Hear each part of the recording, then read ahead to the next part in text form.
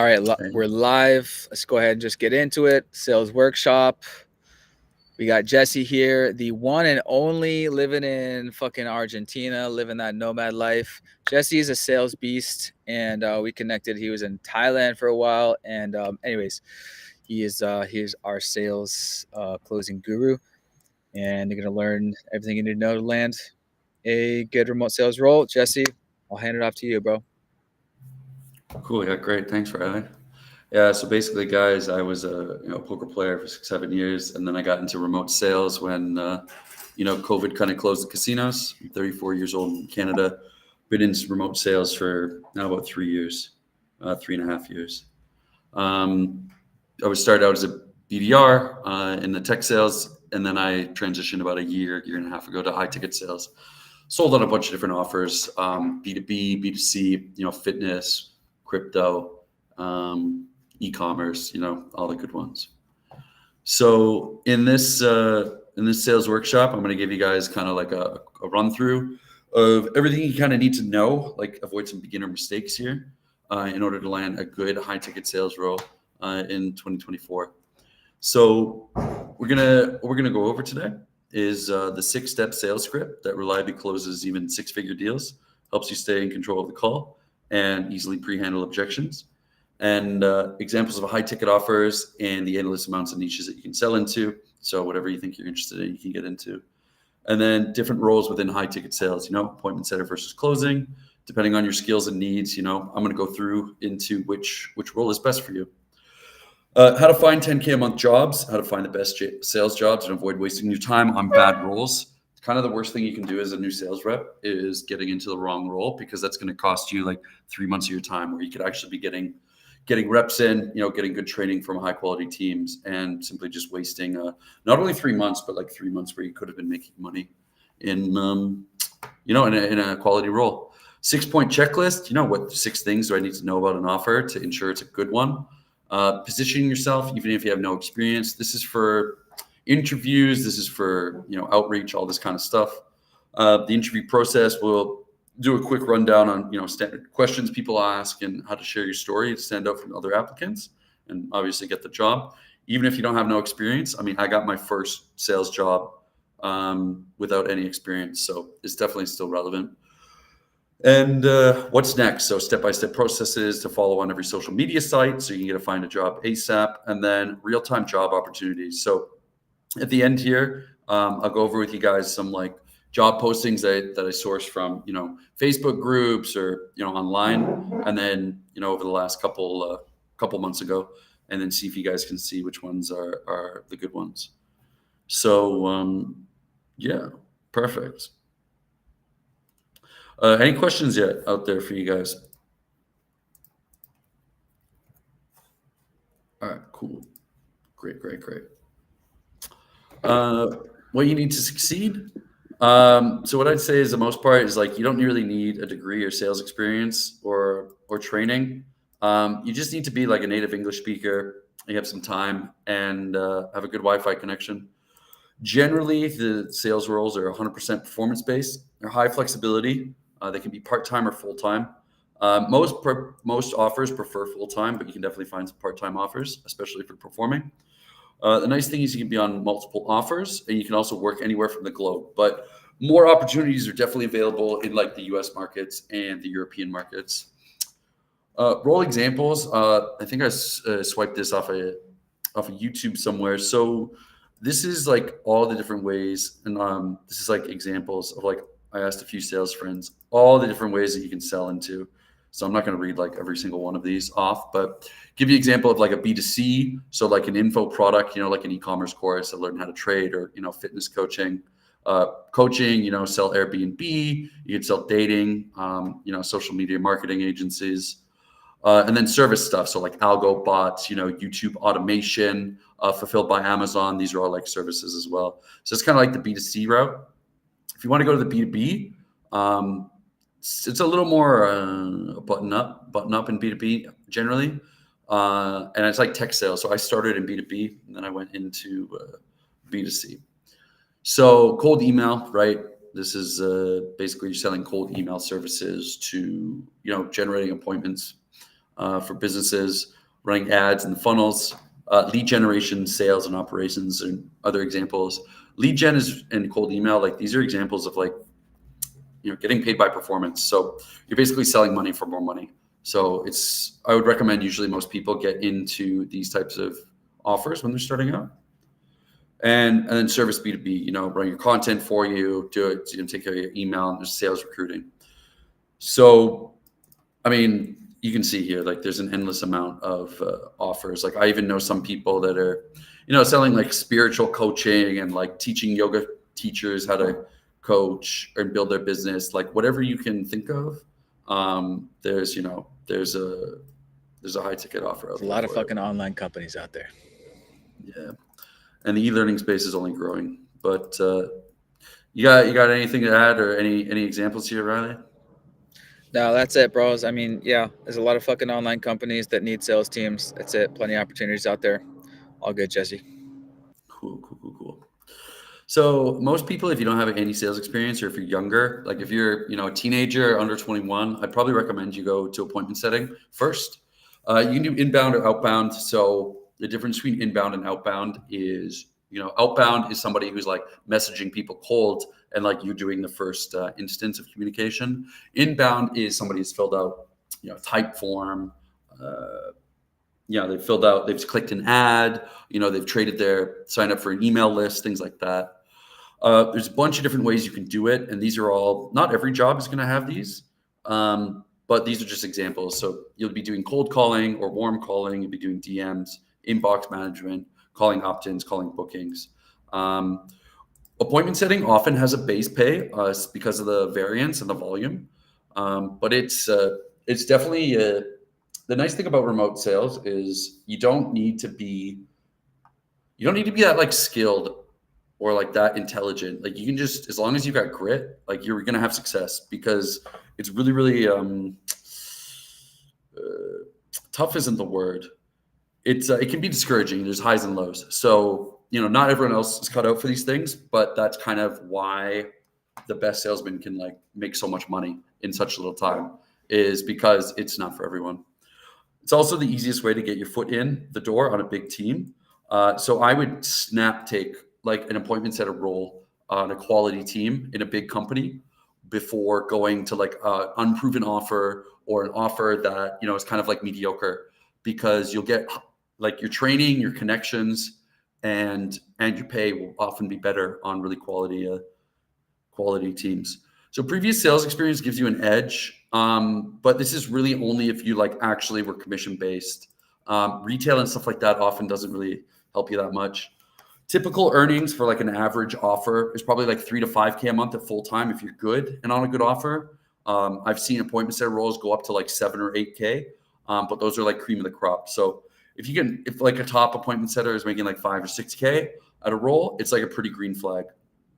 And like I said, just to reiterate, most roles just require somebody who's competent and willing to grind. You don't need sales experience, and I definitely recommend starting here if you're new to the space or trying to break in. Does anyone in the chat have any questions for me? We got a question from David M. Should you stack contracts?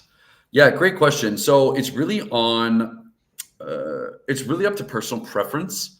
I would definitely say if you have the bandwidth, you should stack contracts. But it's really, do you recommend selling for multiple, like a contractor and sales reps?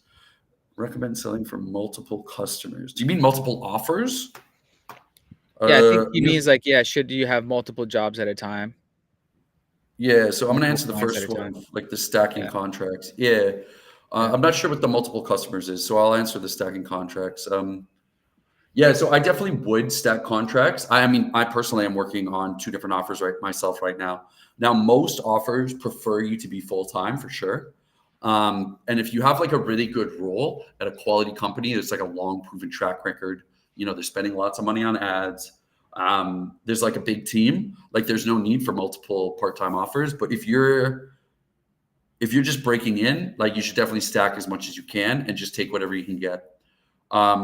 Especially if you're starting an appointment setting, because you kind of need to just take your lumps and see what's out there, but also like it mitigates your risk.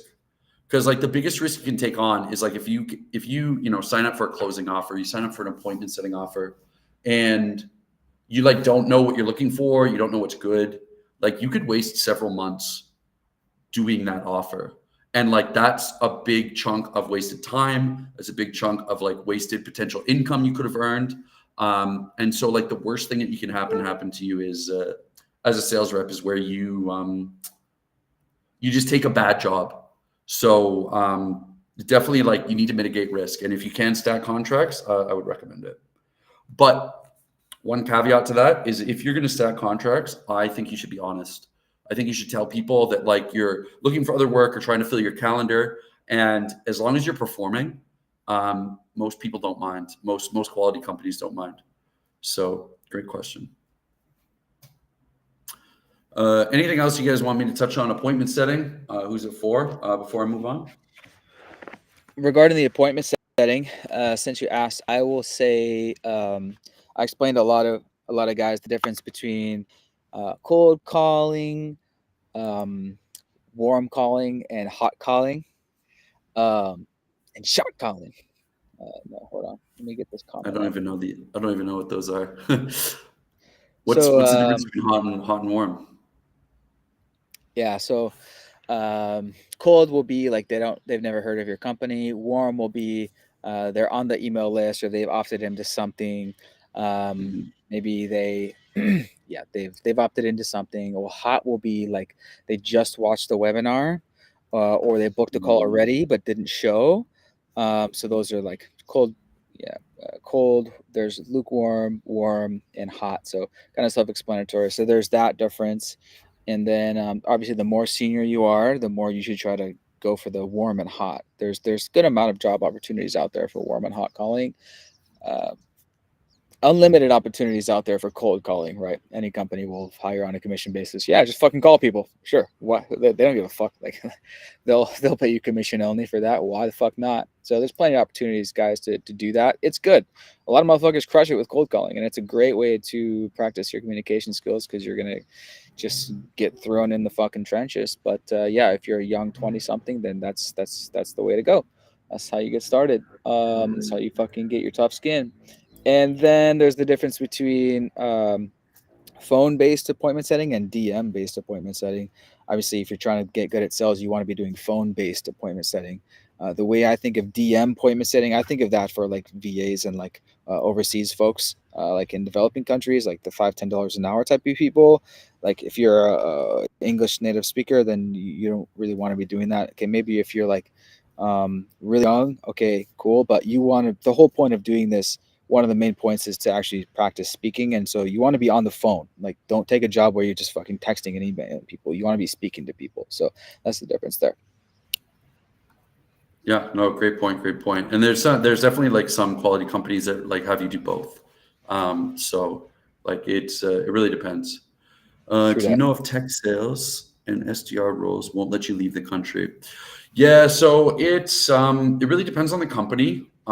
So the most important, and I'm going to talk for like the big five. Like US tech sales is kind of like the biggest industry, and it's pretty volatile.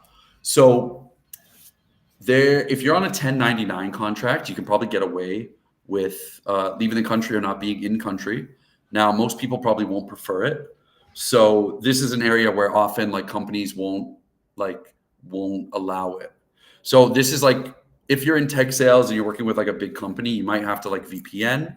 I would personally, again, I always preach honesty, but like if some people want to, just fib about it and like you get your work done, like it's like a non-issue. So it's kind of like what you want to do with it, right? Most companies, if you perform and like you're good, they don't really care where you are as long as you perform. So it gives you more leverage that way. What do you think, Riley? What do you think about like lying on the job description to leave the country? Yeah, everything is case by case. It depends your relationship with the person. I also think transparency is always the best policy. That's what I found. But everything is case by case, bro. So yeah. Yeah, fair enough. Cool. Yep. Yeah, good question, David, for sure. A lot of people ask that. So with closing, So this is a little different. There's often no base for closing, so you just take warm inbound calls.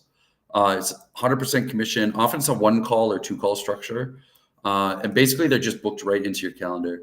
And so, you'd give some availability, and then you have appointments come in, and then you just take these calls.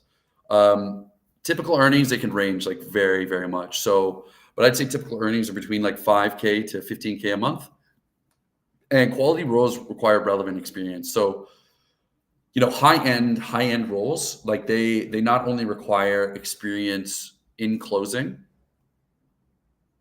but they also require it in the same, the same industry, right? So if you want to sell crypto bots, you know a little bit of crypto. A point like real estate is a big one. Basically, your only responsibility is closing warm leads, follow up with people, and updating the CRM. Now, sometimes you got to like attend a weekly call, but you shouldn't. If you're a closer, you shouldn't be like finding your own leads. You shouldn't be, taking call or like setting up appointments or cold calling or anything like that. Like, if you have the skill set, like you're in demand, and like you should, you're kind of in the power position. So that's closing. So general ease to sell for a beginner. What I'd say is like B2C offers finances. So selling e-commerce, training, Airbnb, real estate, stuff like this, because what these boil down to essentially is you're just selling more money. So like, oh, my program's like 5K, but like I promise you're going to make 15K in 90 days. And, stuff like that. Or like, oh, in 6 months, you'll have a 10K month revenue business, and the program's only, 7K or whatever. So that's why these are the easiest. Now, for my personal favorite, I really like selling non-finance B2C. The reason is just because like I'm more of a personal person. Like I really like just helping people and adding value to their lives rather than just like print more money. B2B coaching is like a little more sophisticated, like sales agencies and lead gen. It's going to be pretty tough to sell. And B2B services is pretty competitive once you get beyond like the mom and pop kind of things. So this is kind of like general ease to sell for a beginner. Now, if you get a job and it seems good and they're selling email marketing to local businesses or whatever, like you can definitely just hop in and do that. But I would say like this is a fairly like standard continuum. So this is an old draft. So kind of like what to do instead of use a script. You want to think of it like a call flow, and you want to think of it like checkpoints or like laps around like a car track or something. So you really want to tailor the conversation to the individual you're speaking with. It'll feel like a natural flow when you're done right.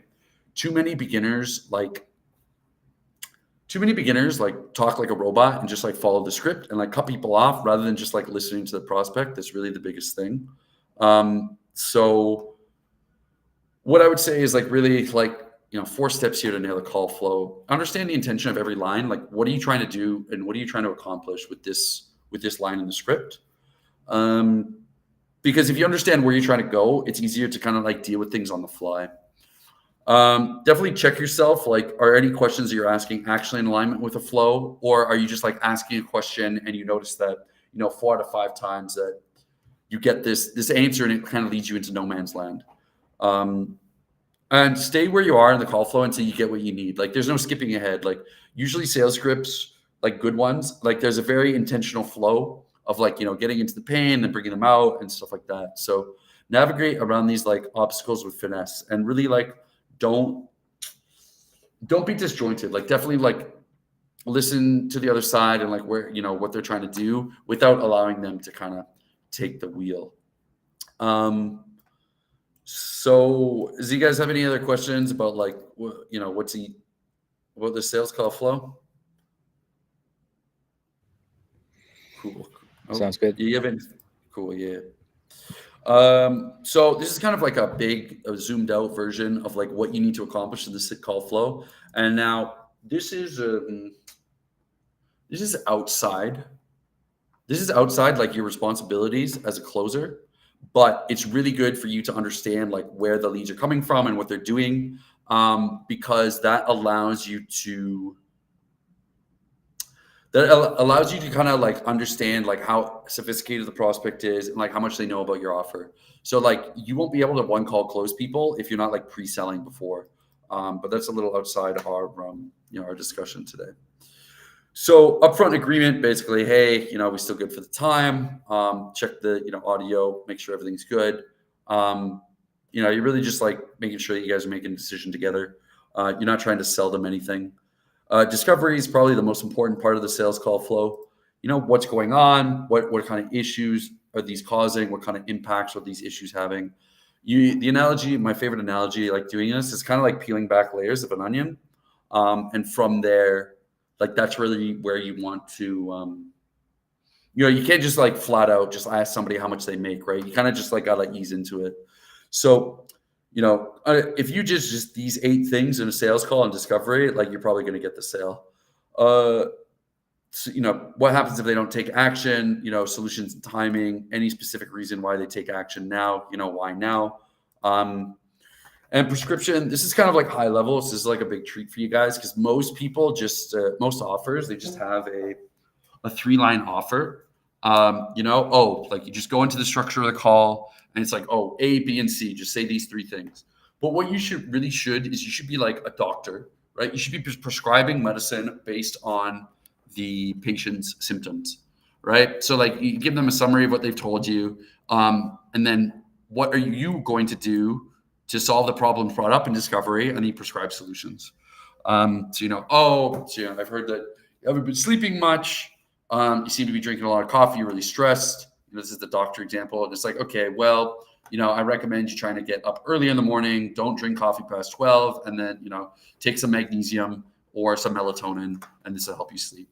Right. And so that's like a simple example.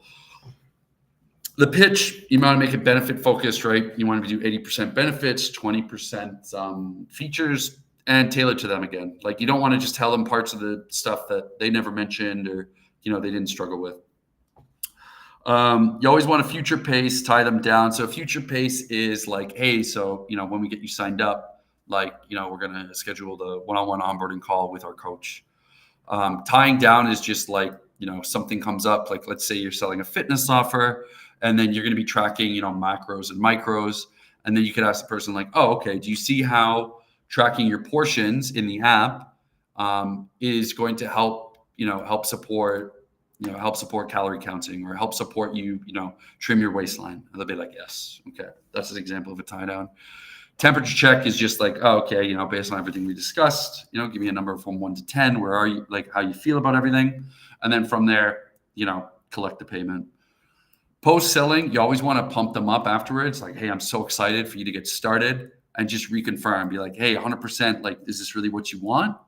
And they're going to say yes. And so you always want to kind of like entice them into agreeing with you, and then getting back into onboarding. Riley, you have anything to mention on the call flow here? Woo! I mean, call flow. There's this is a whole course in itself right here. But yeah, that's a great overview. I think we're good for this video. Cool. Yeah. So important concepts here with the sales call is mindset and status is everything. So like if you're coming in and you're pandering or you're trying to suck up to the prospect, like you're gonna get run over. And Jordan Belford, he had 3 things that I really liked. I think he was called like sharp as a tack, enthusiastic as hell, and expert in your fields. And like that's how you want to like come across in your sales call. Like you want to be excited for them, bottle enthusiasm. You want to be an expert, know what you're talking about, and expert in your field, enthusiastic, sharp as a tack. You got to know what you're talking about. You want to think of it like we can't convince the prospect of anything. We're just the judge. They're arguing against themselves. We're just the referee. Don't skip ahead. Follow the order of the flow, because missing parts will like break the flow. So if you like hop around the call, it's going to be really disjointed, and they're not going to be able to like you're not going to take them on a journey in the emotional highs and lows. You never want to assume. You always want to play dumb. Like rephrasing what they said is the quickest way to lose trust. So as an example of this is like, let's say you're trying to sell this weight loss, and you ask the person like, oh, why have you struggled with like weight in the past? and they're like, like I live right outside like a nice cafe, and I like to drink a latte in the morning with a croissant, right? And they tell you it's a latte and a croissant in the morning, and they feel like the croissant is like not good for them. So if you said later, hey, I know you've been eating a lot of sweets, that's why you gained so much weight, they're gonna be like, what? I never said I never said I eat sweets. Like, who said that? And so if you take what they said and you like don't use their language, they're gonna feel like you're not listening and you're just trying to sell them something. And so that's the quickest way to lose trust. And so what you want to use is you want to take notes during the call, and you want to use their exact language that they mentioned to you. So you remember how earlier in the call you mentioned you go to the cafe in the morning, you have a latte and a croissant. Well, we're still going to be able to have that. We're just going to, we're going to do it on the weekends instead. And they'll be like, oh yeah, like, okay, I remember telling you that. Never pretend you know what they're going through. This is a classic, like apply empathy. What's a really extreme example? Like say somebody's got cancer, and they tell you that like they've only got so much to live for, or like so much time left to live, and then you're trying to sell them whatever, an e-commerce business to get help them have money for the kids. They can give it because they have like a couple years. Like, don't be like, oh yeah, like I know what it's like to be, the cancer is a pretty extreme example. Let's say somebody's overweight and like you were fat as a kid. And if you say to them like, oh, I was also fat as a kid, they're going to be like, I don't even know you. Like, don't try to understand what they're going through. It looks super fake, and it's just putting walls up between you and the prospect. So playing dumb is a really good way to get them to open up more and kind of peel back the layers of the onion. So when you said when you said it's the weight is like lowering, affecting your confidence, like what did you mean by that? Or it's like, you say your you say your energy levels are really low. Like, can you expand on that for me? And probably pro listeners are going to hear the tonality as I went, because like concerned, worried about them. And tonality is like it's really important for sales calls. You never want to ask yes or no questions. Obviously, it just kills the conversation. You want to ask open-ended questions, right? So, what kind of impacts is this having? Rather than like, oh, does this impact your does this impact your job? Never interrupt them. Always wait 2 to 3 seconds after they stop talking to make sure they finished, because cutting them off destroys the flow and they might not open up again. And we always want to get to 100% of the info. So, the first thing they say is probably going to be 20%, maybe you get to 60 or 80. And if you keep digging, you'll get full knowledge of their problem and their situation, which is the key to success. If they don't open up, this is where status is really important and where you don't want to be pandering as a salesman. If they're not opening up, you just honestly push back. You're like, oh, like, most people don't get on a call with a professional to have, an hour-long conversation about changing their lives if, it's not affecting other areas of your life. So I'm a little confused here, Mr. Prospect. Like, what brought you to the call today if this isn't affecting other areas of your life? And the key thing here is they're not going to be on the call if it didn't affect their lives, right? So always keep that in mind. Like, you're here to help them and help them solve the solution. You're just, explaining to the value for them. Yeah, you got to be real with them. Another version of that is like, to be honest, man, like you honestly don't sound like this is a very urgent thing for you. So like, honestly, I'm not sure this is a good fit for you. What do you think? Yeah. And if it is urgent, oh no, I mean, it is urgent, then they'll start selling themselves. So like, honestly, bro, like we only typically like to work with people who is like really kind of in need and really kind of in an urgent situation. I'm not getting that vibe from you. So honestly, bro, I'm not sure that this is for you. And then they'll start selling themselves if they really want it. So flipping the tables on them. Yeah, no, it's another great example for sure. And if you don't know what to say and you're getting like a little like flabbergasted, or you feel like, oh, I don't know where to go from here, just slow down and like lean out. And I mean physically lean out of the conversation. It'll get you to like, they might feel the pressure. They'll try to fill the space. So, just have confidence. Now, where to find good opportunities? There's like a multitude of different ways. So I'm just going to touch on each of these here. definitely like exclusive networks and communities, like HTCU. These are the best opportunities. You get access to, not only other sales reps and like, people a couple of steps ahead of you, but also, the network of the coaches and the trainers and everyone, just grows your network, gives you a support system. Um, and then the direct setters, closers, and managers, so like other coworkers, are always going to be on the hunt for other jobs as well. So like building your networking, your personal brand is really big. Recruiters and sales agencies. I've had friends that get jobs through this. I haven't personally had any success, but like knowing recruiters is definitely a good one. Personal branding, I would say, is like highly, highly underrated. Like Riley's been in business's personal brand for like years and years now, and he still gets like inbound requests for work because he posts about Thailand, and that's how I found him. Actually, is he was posting content about living in Thailand, and I was like, oh, sick. So that's just like a great example of like personal branding. You need to create a personal brand, whether it's on Twitter, Instagram, Facebook. Post a little bit. Oh, I learned this today. I applied to this many jobs today. It doesn't matter. Another key one here is places where coaches and service providers congregate, right?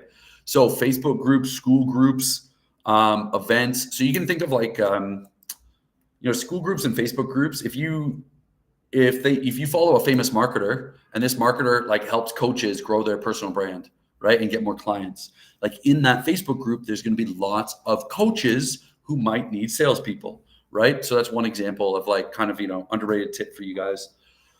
Social media, of course, Facebook groups, IG, Twitter, LinkedIn, hiring platforms. We've got a whole course on how to find your first sales job on Upwork, and these are very it's low hanging fruit here. Like if you're a native English speaker, like, and you're pretty sharp, like you have a massive edge over the field because you're basically competing against like virtual assistants from the rest of the world.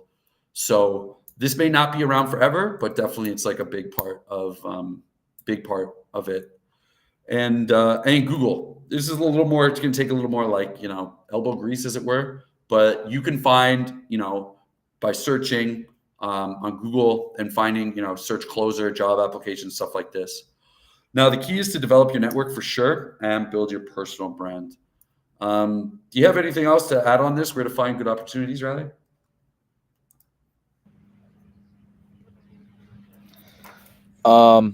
Yeah, that's a good breakdown. All good for now, I think, for this video. Cool. So positioning yourself, like whatever work history you have, like you want to show quantifiable data and numbers to show the value you brought to the team. So this is in your resume. This is like in the interview. You want to use before and after. You want to use percentages, increases in productions. Basically, you just want to show that like you're the best to ever do it. Like if you were a barista, and that example will come up later for me, I was a barista. Like they don't care that you were making coffee. They care that you were the best barista to ever do it. I'm surprised, I'm surprised there isn't a lot of info on how to be a sales contractor. What do you mean by sales contractor, David? Do you mean like a freelance sales rep, like a high ticket salesman?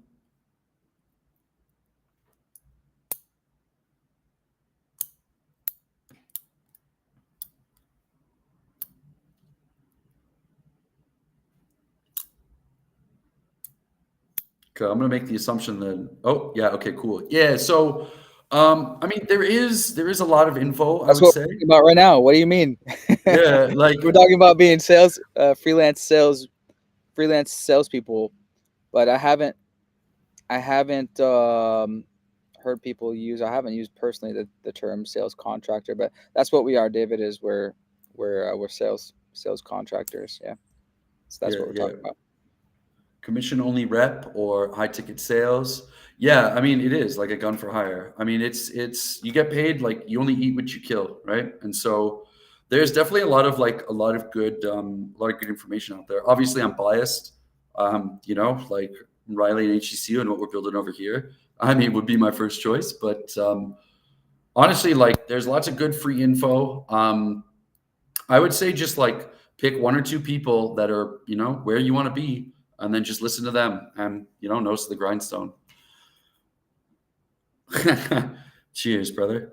So, yeah, so examples of mistakes that most people make is just like listing a job duties, right? So, I don't have a bad example here. Let's come up with a bad example. So, a bad example here would be like, oh, I was a barista. I talked to customers. I made coffee drinks and I closed shop and was responsible for, you know, the closing shop at the end of the night. It's like, okay, nobody, like, that doesn't really tell us anything, right? Um, so here's an example of like a cashier or a server. Oh, I led a 17-person team in credit card signups for the last 6 months on the job. Um, Cashier example, credit card signups. You can think of it like a drink upsell. That's what I did. Yeah, boosted our average order size by 650 through beverage upsells. Developed frameworks for associates that led to a 20% increase in credit card enrollments over the course of 90 days. I'm not sure if this is a cashier example. I wonder what. This was a sales rep example, like a retail. I'll put that in here. Retail example. Poker example for me is like some people be like, oh yeah, you just like played cards for a living or whatever, and like they don't see how it translates to sales, right? So this is a little bit old now, but this is what I was using when I didn't have sales experience. So I use statistics and psychology to make critical decisions in extremely high pressure situations, oftentimes with only moments or seconds to act. I increased my income for 7 years straight as a professional in a constantly evolving environment. I invested over $40,000 into mindset and poker coaches to further my professional development. I played over 2.5 million hands in my career. So, like, when people see that, they're like, oh, like this guy invested $40,000 into his own development. They're like, holy cow, like this guy's serious, right? And 2.5 million hands in my career, like people that sticks in their brain, and they're like, oh wow, he must have taken this seriously. So, if what I would recommend is basically just like, if you have hard numbers, try to come up with hard numbers that you did and see the before and after changes. And if not, try to craft like narratives and stories to really showcase your personality traits that are valuable in salesmen. So you can think of like some that are always like coachability. Oh, I've listed them here. Curiosity, adaptability, problem solving, attention to detail. These are some of the common like soft skills to show if you lack experience. Yeah, and always relate former duties to the role you're applying for. So you can kind of see on job descriptions like what kind of soft skills and hard skills they're looking for in a job description, and then put that in your resume if you want to put a little extra work in. The application process, honestly, the first call, it's like if you're going into tech sales or BDR, SDR roles, it's a little more button up. You're probably going to have to go through multiple, hiring managers and stuff. But the application for high ticket sales is more about like vibes and energy. So, it's about the quality of your intro video, how good you can sell your story, and then your positioning. And I just went over, all that positioning. So speed is key for applications. You just want to create enough intrigue. So I remember actually learning myself when Riley created his Upwork module for our course. Like if you're in Upwork, like you gotta apply in the first hour ideally, but definitely within the first day. If you see something that's 2 or 3 days old, 40, 50, 60 people are going to apply for it.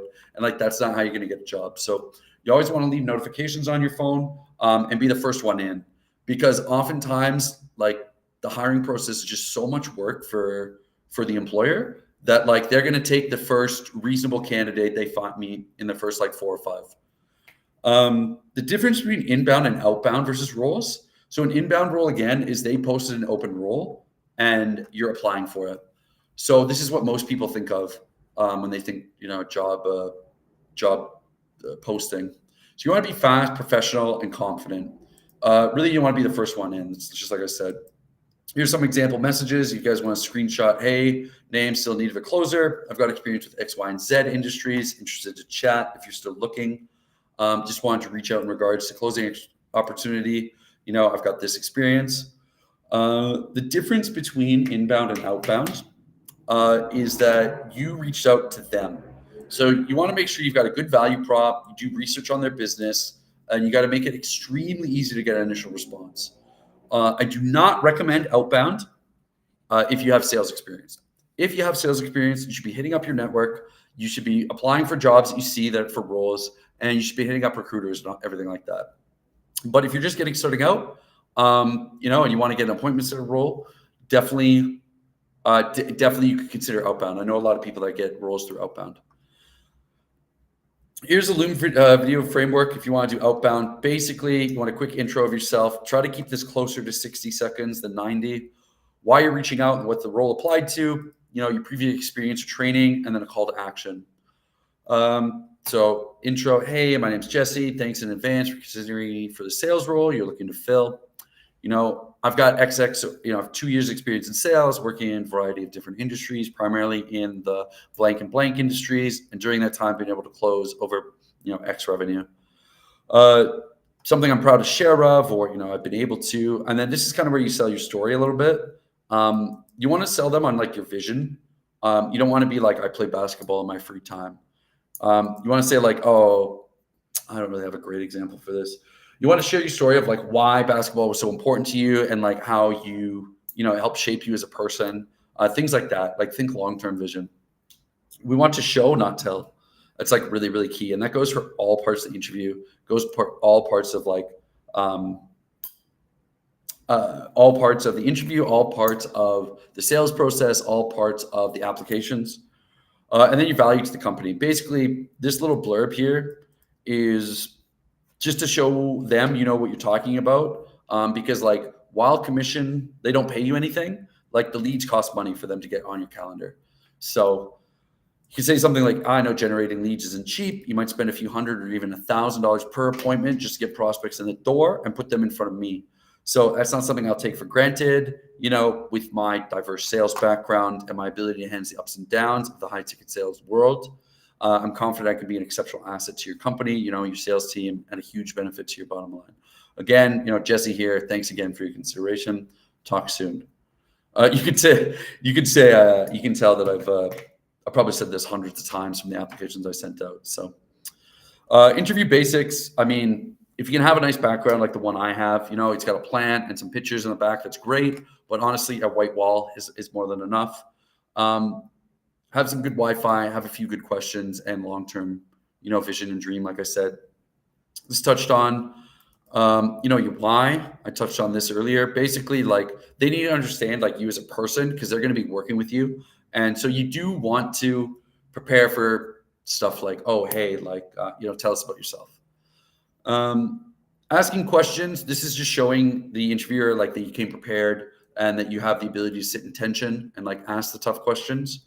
Do you have any questions for me? And this is actually a critical stage of the interview. Now, there's two types of questions I like asking about: numbers and culture. So there's a whole slide of like the 6 things here that what we can, get into about for the numbers that you need to know about a role. And ideally you can actually ask this before you waste time on an interview, or not waste time using time on an interview. But culture fit. So let's do culture fit before I get into the numbers.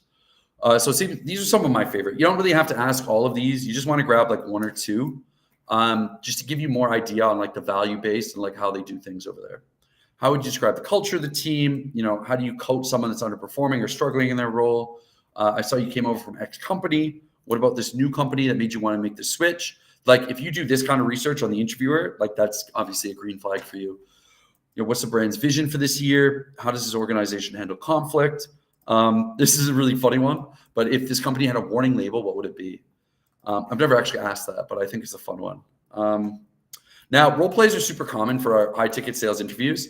You don't have to worry about knowing their whole process, especially for the first interview. But basically you just need to, do some basic prep on objection handling, like know how to handle the, 5 big objections: partner, timing, financial fit, and self-doubt. So we've got a whole objection handling cheat sheet here, but we're going to be launching a whole workshop on this. So, check out for that next time. Sign up to the email list if you want to get notified for the objection handling workshop. So onboarding and performance, an ideal opportunity should have all the resources necessary to properly ramp a new closer up to KPIs within 60 to 90 days. So they should have systems and processes, a timeline for the onboarding ramp, internal trainings. You should be able to get reps with other closers and setters, and definitely reporting with management. Basically, if they don't have these things in place, it's a massive red flag, and I wouldn't take the offer. Unless you're super desperate, you're just trying to get your foot in the door, you could consider it if you have a good feeling. But more often than not, the students that take roles that don't have these things that I've talked to and that I've trained and coached, they don't have a good time, and the experience isn't worth very much. Because it's a lot harder to sell a bad role or a bad offer than it is to sell a good offer. If I had one question to ask an interviewer before getting into an interview, it would be about revenue. What was your revenue last month, for the last 90 days, last 6 months? If they don't have these numbers or they're squirrely about it, they don't really have anything clear, it's a major red flag. Because if they're not spending money on ads, they're just trying to get free work, okay? Don't waste your time. You have a valuable skill set if you're a closer, so don't waste your time. Now, if I could ask an offer owner about 3 things, it would be the revenue, the number of sales reps, and the sales reps' earnings. So how much money you spent on ads the last 30, 60, 90 days, how many sales reps you have on the team, and what's the top sales rep and the average sales rep earning. With these alone, you can predict a lot of numbers of your potential earnings, right? So like, let's say we found out that, you need like 40 hours of scheduled availability. The call rate's 80%. So you're roughly getting 6 calls on your calendar a day. And then the average closer is closing 20%. So you can roughly think that you're going to close one deal a day, every day, and you're going to take 6 calls, right? And you kind of do the math on what that looks like, and then figure out like if their OTE is actually, on point or not. So the setter often has base. You can ask about pay per booking and the conversion percentage. Closers, like I said, don't have base that often. It is sometimes, but mostly it's just the commission. Now, these 6 things, if you could get all these 6 numbers, it give you all the information that you need about an offer. When you know these things, revenue, the ticket price, like how much are they selling the offer for, current sales team, average bookings a day, the show rate, the close rate. Now, again, the ad spend, the lead flow, the longest tenured rep, these are like some nice things to know. But revenue above all, how much cash did you collect in the last 30, 60, 90 days? You guys have any questions? Questions to ask, how I prepare for the interview? Yeah, that's good shit. I call these qualifying questions that, you'll be asking someone in the chat, right? And the cool part is these qualifying questions are actually part of you actually selling them that you know what the fuck you're doing, because good selling is actually just asking questions. So if you ask them smart questions on the initial touch point, whether that's Upwork chat or email or whatever the fuck, they're going to be like, oh shit, yeah, this guy's asking all the right questions. All right, he knows what the fuck he's doing. So it's actually all part of the same process. Qualifying and asking good questions is showing that you know what the fuck you're doing. Cool. Yeah, totally. Great. So positioning yourself for the interview. How can you position yourself so you can easily land a sales gig? I mean, there's 2 main points an interview needs to see. The first one is, can you perform, right? They want to know you can sell at a high level in a style that they're comfortable with. And 2, they just want to know that you're not going to make their life a pain in the ass, right? So basically they want to know you're a safe bet and you'll be easy to work with.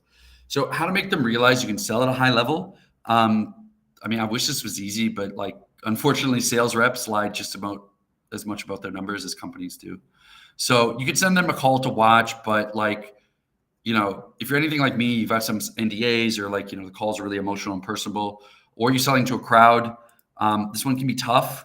So what I do instead is send a snippet, with like the prospect blacked out, maybe me handling an objection really well, or something, deep in discovery, or just a small part of the pitch. They don't need to see like your whole calls. You can also connect with them with references, but just about anyone has a friend that they can lie on their behalf. So you could treat the interview kind of like a sales call, so they get the experience of like what it would be like. You kind of want to do them back and forth. You want to sell yourself. I just mean like be present, ask them relevant and thought out questions. We went over some in the earlier slide, and genuinely listen to the interviewers' questions and their answers. So like, even if you're not the most experienced, most companies will take you over a more experienced person who didn't put any effort in. It really is just a vibe check. And if you're not sure, one little thing, and I'll add this as a tidbit that like helps me crush interviews. Like, I don't know what my interview to offer rate is, but it's something insane. Like 80, 85% of interviews that I've like gone to, I've gotten a job offer for. And the reason I do that is because first I prep my stories beforehand, right? I have stories about like, things I've done or like, things I've built in the past. But when an interviewer asks you a question, let's say they ask you the classic, okay, tell me about yourself. What you want to do if you don't know how to answer it, or even if you do, you can ask them, yeah, no, that's a great question. But like, I've lived X years on this earth. Like, it's pretty wide open. Like, what are you hoping to glean from my answer? What that's going to do is they're going to tell you why they're asking the question and what they're looking for. And so you guys can think of it just like a sales call, right? They're like, oh, actually, we just want to see like, we're looking for somebody who's like coachable or like someone who has accountability, or whatever they answer is what they're looking for. And then you can pick a story that you have prepared to sell them on that thing, just like they're prescribing in a sales call. Okay. It's the exact same thing. I call these qualifying questions. Like when someone asks a very broad question, always ask a qualifying question. Yeah. Like, yeah, tell me about yourself. Sure. Like anything specific, like you're thinking, like education background, work background, or kind of what's on your mind. That's a qualifying question. So actually, whenever someone asks you a question, interview, sales call, whatever, actually, oftentimes the best answer is a question back, aka qualifying question. So yeah. Yeah, I didn't know they were called that. So yeah, cool, great. Your sales style also matters. You want to make sure you're on the same page. Sorry, I had to say clarifying question for the record. Okay. Yeah, Clarify. Okay. Yeah. Clarify what that meant. Yeah. Yeah. Okay, that makes a lot more sense. The easiest way to find out, you can just ask them what sales style they like. They often put it in a job description, and often it's a green flag for an offer if they put what sales style you'll be selling in the offer, because it shows they actually know what they're doing. They've hired reps. And to answer the second question, how do you make them realize that you're not going to be a pain in the ass? I mean, honestly, you just treat them with kindness and respect. Like, be polite, listen to what they have to say, and just follow up with them in the interview process. So interviews and sales calls, like, they're kind of like a first date, right? Like, everyone's trying to find a good fit. And if you don't find a good fit, like, that's okay. It's on to the next one. Conduct yourself in the same way that you would as if you were, like, imagine you have a friend, right? And you're like throwing a secret birthday party for them. And you're planning this secret birthday party with their friend. So there's like a mutual friend, but you don't know them that well. Like, that's how you should treat interviewers. Would past professional sales, example, help in the eyes of an interviewer, 47 years old? Yeah, absolutely. A realtor is massive. That would help. Finance degree, it's like some people like it, some people don't. What I would say as a finance degree, how would I do that? What I would lean into is like, if you worked in finance, you could lean into like the high stress situations of like managing large amounts of money, and like that, like, going back to that positioning again, right? That would help you stand out. A realtor absolutely would help you in sales, right? You're like selling massive fucking houses for one. There's lots of value, lots on the line, right? You're dealing with people, you're listening, you're trying to help them find what they want to. It's definitely realtor is like one of the best non-sales roles for sure. Great question. So yeah, action steps again. You wanna share personal stories that showcase who you are as a person and what your values are in a positive light. Map out the main things you need to know about the offer. Write them all down and take a bunch of interviews. Get your reps in. And also make sure you don't step on any toes, because the high ticket space is actually quite a small one. So everyone knows everybody else at some point. Okay, where can you find these opportunities? You can find them on Facebook. This is honestly where I recommend most people start. Facebook and Upwork would probably be two biggest things I would recommend. You join tons of groups. If you hop into our school group, I've got a whole list of Facebook groups I already wrote out for you that you can just go ahead and join, and you'll see postings every day. Turn on post notifications for the groups with high, lots of opportunities. And basically, you just want to apply to, 3 to 5 jobs a day, 5 days a week. You don't want to get burnt out. It's a marathon, not a sprint. And like 90% of your focus should be on outreach and applying to jobs. Some green flags here. Western Europe based, North America, track record, big sales team, hiring of growth, good fulfillment. If they share the company name in the posting, also a green flag. Referral or insurance model, this is a yellow, red flag. Ambiguity, it's not really clear what you're selling or why.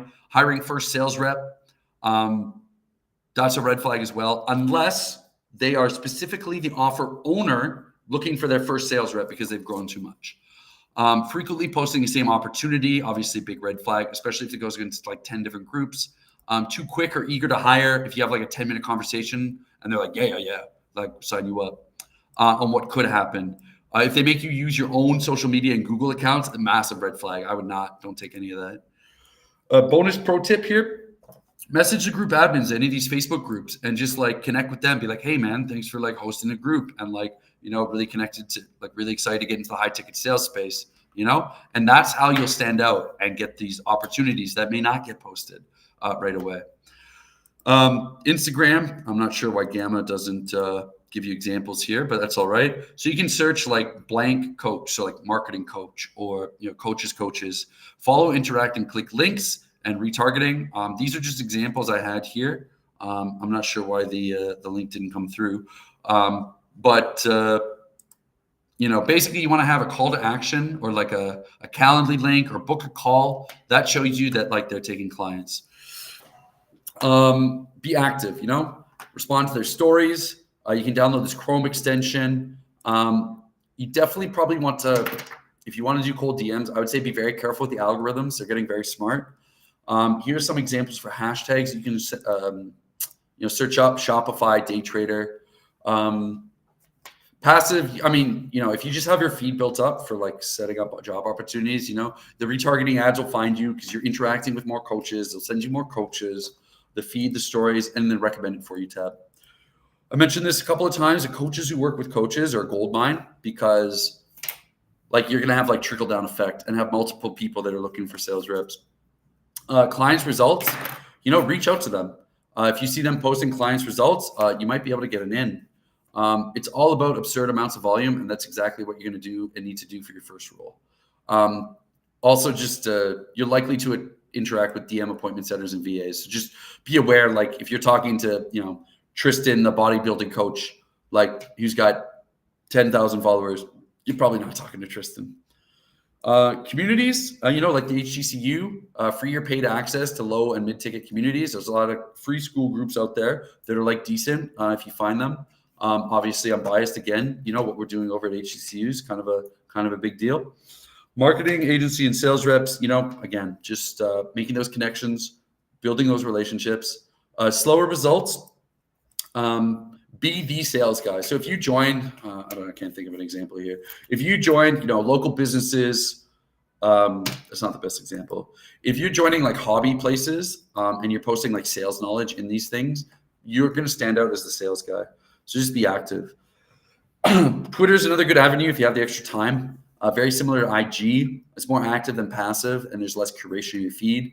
Go down the rabbit hole of their following list. Be authentic and direct.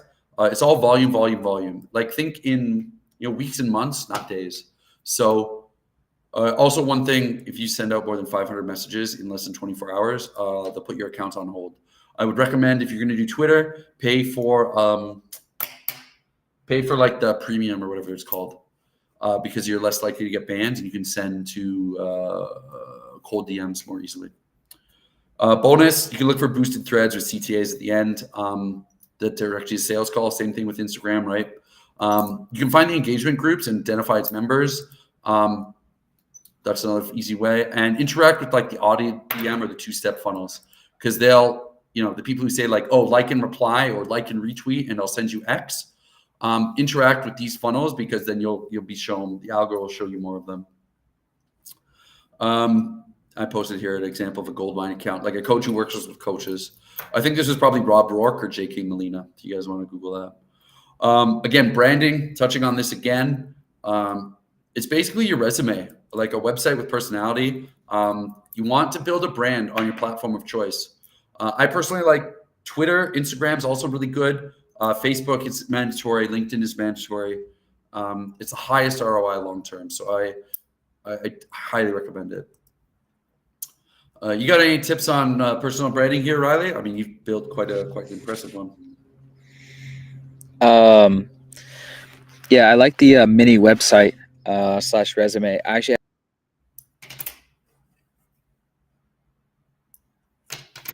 so got the presentation tool that Jesse is using right now. I built out kind of a template presentation / resume. I call it a resume 2.0 for remote closers, as well as an Instagram template, LinkedIn template, Upwork profile template. All of those templates are in the remote closer starter pack, and I'm offering that for $27. And it's actually, as of this moment, it's not quite live yet, but stay tuned to the email list. It's basically a template pack of everything for $27. So that's what I'm working on. Cool, great, yeah. Definitely, like the more professional you make it look, and the more you build your brand, like it's just gonna have bigger, dividends down the road. So this is a fun little exercise. I'm glad the image is loaded on this one. So this is an example. This is probably a couple months old now of like a posting in Facebook. And so I'm going to let you guys read through each line here. Appointment setting, whale alert, offer biz ops, stock trading, 5K, OT is this, sales team is this, 400 lead boom. So I'll give you guys a couple, just a few seconds to read this and write down some notes. What you think is red flags, what you think green flags, and like maybe rate it from like, S tier to F tier. Like, what do you think this would be? Okay. Riley, you want to play this game with me? If you want to figure out. Yeah, I love this. Yeah, sick. Okay, cool. The sales agency, scaling high-ticket online agency and coaching businesses. Appointment setting opportunity. Whale alert! That's a fucking red flag. Offer, biz opportunity, stock trading AI bot for passive income, $5,000 offer, 6 to 10K on target earnings. They have 6 closers. Dream opportunity, 400 inbound leads a day. Yeah, when someone's saying like dream opportunity and they're trying to make it like this job is the best fucking job ever, that's a red flag. So yeah. So what would you? So what do you like? What don't you like? You didn't I like don't like whale this whole alert? fucking job post. I would flick through this. Spicy. Okay. So I got some fun news for everyone. No setters, 400 leads. No setters, 400 leads. Yeah, I mean, if they're getting that many leads a day, they actually don't need setters. So while this is, oh man, I'm so excited. So this is actually so some red flags. Whale alert. I would normally say it's a massive red flag. Now it is a stock trading bot. So the stock industry, whales are market movers. So there's a chance that when they mean whale, they mean like a market mover in the niche. So there's a shot that whale doesn't mean like actually it. And dream opportunity, they do a little bit of selling. Yeah, it's not great. But there's a couple of things that are big green flags for me here. First, they tell you what it is, a stock trading AI bot. They tell you there's 6 closers. Now, they have hard numbers too, 400 inbound leads a day and 130K a month being spent on ads. So the biggest green flags for me here are the 6 closers and no appointment setters and 130K being spent on ads. So I would give this probably like an A tier, maybe low A tier, and I would definitely apply for this job. You're Now, right. You're right. I was wrong. This is good. Yeah, definitely send a message. And the other thing is, even if you're questionable, it doesn't hurt to send him a message. yeah, So exactly. Yeah. Now, I mean, it's been a few years since you've had a cold outreach to get a job, Riley, since you big boys now. So no, I definitely got too excited. I hate the whale alert thing, but yeah, I would say definitely send them a message. Yeah, and that's my it doesn't least. hurt to send them a message. It's like, why not? Yeah, And so with these opportunities, anything that I would rate like a C or a C plus or better, I would try to get on an interview and find out. So, and I definitely the biggest red flag is the whale alert. That's my least favorite part of this whole opportunity. So it's not perfect, but I definitely would like find out more for sure, for sure. Another opportunity example here. Riley, do you want to play again? Yeah. Let's do this Okay. shit. High ticket sales, 10K a month setter and closer position, seeking That's sales just setters and closers for a one of a kind offer. We're in the hunt for visionaries who are passionate about transforming lives, unlocking optimal health and financial prosperity for families worldwide. No upfront payment for those who qualify. Start earning immediately. For the USA, Canada, Australia, and England people. Ideal fit, someone's highly driven, blah, blah, blah, blah, blah. Full time, part time, what to expect. Amazing culture. Packages range from 5K to 17K. Commission range 1 to 7K. Unlock free guidance. Join legacy. Company that stands test of time. 50 years strong.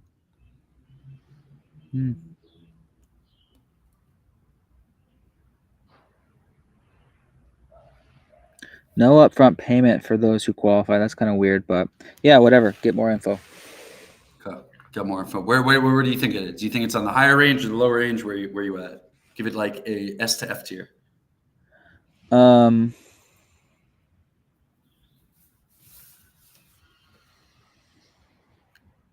Before Riley answers the chat, put down in the chat. Let me see you guys. What tier do you think this is? S tier, A tier, B tier, C tier, D tier, or F tier? Oh man, Riley's invested here. He got after that sounds last like one. some MLM bullshit. I don't know. It sounds like they're selling, some sort of supplements, health and wellness. 50 years strong, legacy company. Yeah. Yeah. Okay. Yeah. So what are you going with? What are you going with? Me, like A, B, C, D, E. Yeah. Well, A, Yeah. B, C, D, F, or S. Yeah. A, B, C, D, F. Yeah. Yeah. C. See? Yeah. Okay. Yeah. So so there's red flags. So there's a lot of you hit the biggest red flag, Riley. I would probably rate this as like a D tier. I don't think I'd. I don't Yeah. think the biggest things that are the red flags here. The commissions going up. You didn't catch that one. Usually, when people say commissions going up, they're going to sell you on passive income. They're going to try to tell you This life is the insurance. MLM. They're going to be like, oh, exactly, the MLM. And so you hit the other one, the no upfront payment. What kind of job is asking for payment, bro? I'm supposed to pay you if I got a job. And it's a lot of selling, right?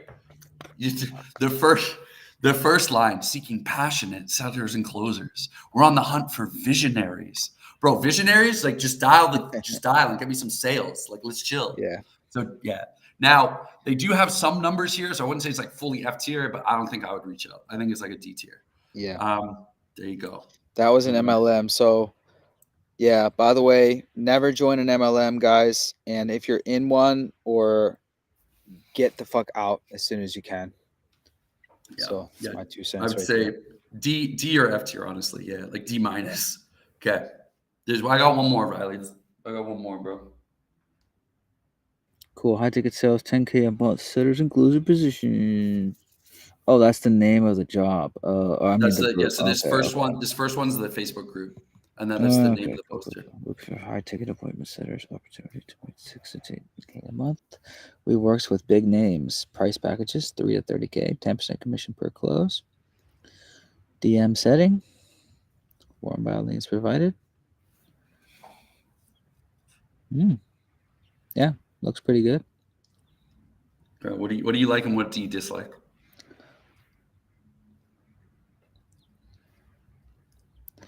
Attend meetings and receive daily mentoring. Meet minimum messaging and follow-up requirements per day.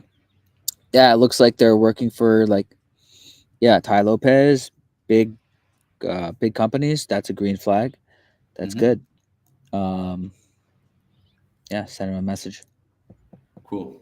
What post again in the chat? Let's go, boys and girls. Let's see it. But Riley, what are you gonna I give would say this? So this is we're a A. an A tier. Okay. A, yeah, Yeah. A tier. So green flags. The biggest green flag here is they work with Travis Cody. So the brand offer owner is like straight in. It's also a green flag that they listed Ty Lopez, Russell Brown, Russell Brunson, Dave Asprey. But when they say some of the biggest names in the industry and then they list everyone famous, it's kind of like, I don't know if they've worked with all of these people, maybe. But the fact that they I don't know who Travis Cody is, but like they put his name in the thing. So they're standing behind some dude. So, and again, it's a pretty clear job description without too much fluff. As far as red flags, there's nothing like too red flaggy. The price packages is a big range. So I'd say like C tier, I definitely find out more. I definitely find out what they're up to. So definitely earn more. Yeah. Here's a recruiter example, just to guys show you. This is like 3 examples. Let's see if I can zoom in for you here. Zoom in here for you. So this is kind of show you oh man, I'm a little bit further up than I wanted to be. Here we are. So this is what a top tier, these are recruiters. So they are recruiting to people who have real experience, years of experience, salesmen like myself, and these will show you what to look for. So you can say these are 3 different closing roles, and they tell you, look, company is pacing this much a year. This is how big the sales team is. You expect this many a day. You set this much. This is the sales style. And this is your show rate. And this is the showed closing rate. You see how all the numbers, they're totally transparent. And this is what you want to see in other Facebook group offers. So you guys can screenshot this and take this as an example and look for these types of things in the closing opportunities you're finding in Facebook groups. Okay. They'll go over the solar marketing offer, 89% self-booking rate, 0% refund rate, right? This is the advertising budget. It's all numbers. So you can see here, it's presented clear as day. You're going to see with this stuff, Zach Brown's a big recruiter. I recommend you guys connect with him if you've got at least a year of sales experience in the space. But if you don't have that, it's probably not, it's probably a little bit above your pay grade, but that's all right. Definitely send him a friend request and, just say, hey, Zach, I'm jumping into the high ticket sales space. I've heard you're a big name. So, again, the objection channeling cheat sheet, we don't really have time to go over this on its own, but that's kind of it, boys and girls. This has been everything you need to know to get a good high ticket sales role in 2024 that you're excited about. We've got about 5 more minutes here, maybe 10. If you guys drop any questions in the chat for a Q&A, Riley and I are happy to go after it. Riley, do you have anything else to add? Good shit. Yeah, scroll down. What was that is that the okay, so we have the objection handling cheat sheet, and then we have it was at the sales call flow. Yeah, this is for school members. Basically how to practice role plays with ChatGPT and how to use a script. Nice. So if you guys want more, more sales mindset principles and all this stuff, you can join our free school group, to which I'll be posting in there at least, a couple times a week, with free sales content and some roles. Cool. So email list, we're going to be making available all the templates. So profile templates. And then, we're going to be opening that free school group. And then, probably do some more workshops like this. Maybe they'll be here. Maybe they'll be in school. Yeah, we'll see. And then obviously inner circle, group coaching, mentoring. That's weekly meetings and accountability with Jesse and myself. All right. Good shit. David, thanks for hanging out. And anyone else having questions? Oh,